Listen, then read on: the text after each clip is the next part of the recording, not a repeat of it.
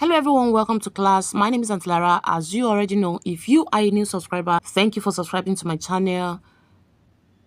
If you're an existing subscriber, do well to like, comment, and share this video. So in today's lesson, we'll be talking about definition of literature. Let's begin.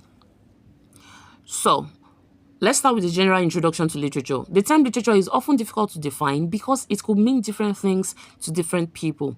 One thing that is, however, clear is the fact that literature is a part of our daily life.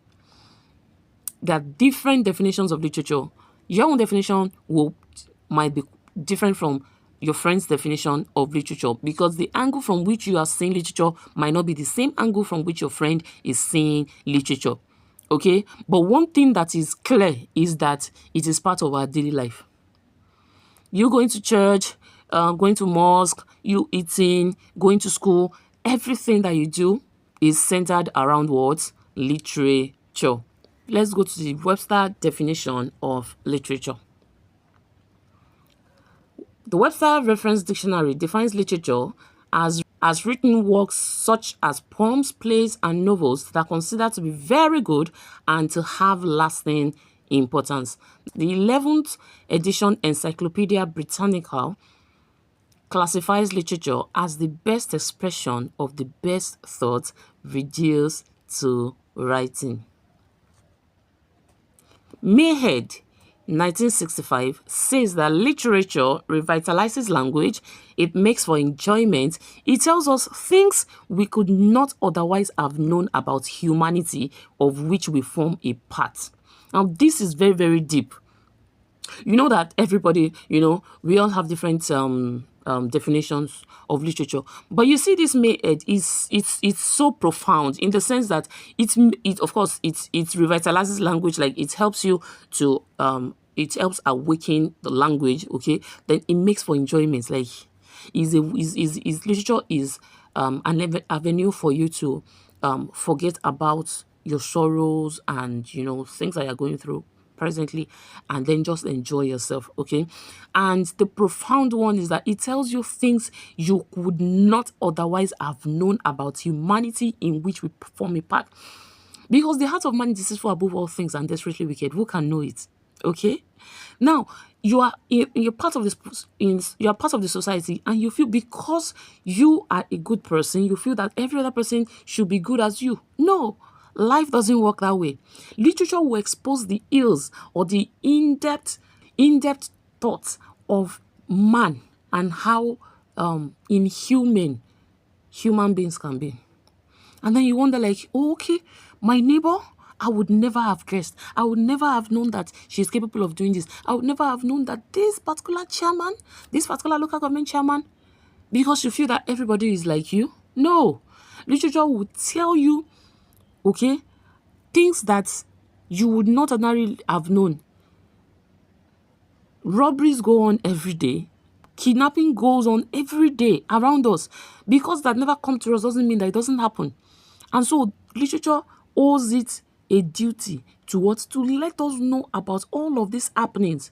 And you'll be like, oh, wow. In this same world where I am, wow. That is work of literature. And that's why I said Mayhead's definition is quite profound. Okay, the reader must feel that what he is reading has something to do with his life. So even though it had never happened to you before, it's something that you can easily relate with.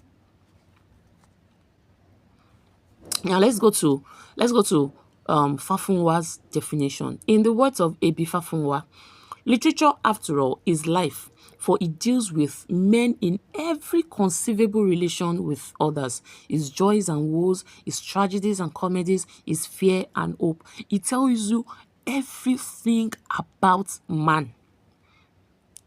Everything that you need to know about man. Everything. So your personality is not the only personality that everyone has. It projects other people's personality, what man can do and undo. Now, in a nutshell, We've seen other definitions and everything. Now, let's bring it down home. In a nutshell, we can say that literature as a subject is the totality of all the works of imagination, either oral or written, which has helped to reflect and project the life and culture of a people. And then the common definition that we know, it is a mirror of life. So it's just like you're looking at the mirror, but you're not seeing yourself, you are seeing life. That is what literature will bring out to you. It will bring life in its totality. Either it is imagined or real. Because if it is imagined, then it can possibly happen. Either it is oral or written. It projects life as it is. What is happening now, what has happened before, and what is yet to happen, that will still happen. So it projects life and the culture of the people. How else would you have known about Osun Osogbo Festival if not all thanks to literature? Now you watch movies and all. But it was first written, okay? And then transported to what? To movies. So if it was not documented, you would not have known that, oh, this is how it is. So you are not from Osun State, you are from Edo State. Yes, literature has projected and has exposed their lifestyle in Osun State. You are from Ekiti State, yet you already know about Oba Ovonramwen Nugbaisi, even though you might never get to have a chance to go to Benin. You already know about their culture. You know how they dress. You know what their dressing represents. All thanks to literature. So literature will tell you almost everything, life in its totality. And that is why we have this common definition that literature is the mirror of life. Because there is nothing that can happen under this earth that had never been documented. Either it was fictional or non-fiction. It had been documented. Either through poem, drama, or novel. Here's where we're going to be drawing the curtain on definition of literature. You can come up with your own definition as long as it encompasses the totality of all the works of imagination, either oral or written. Okay, this is where we're going to be drawing the curtain for today's lesson. Do well to subscribe to my channel. If you are new here, do well to like, share, and comment on my video. Till I come your way next lesson, be good and bye.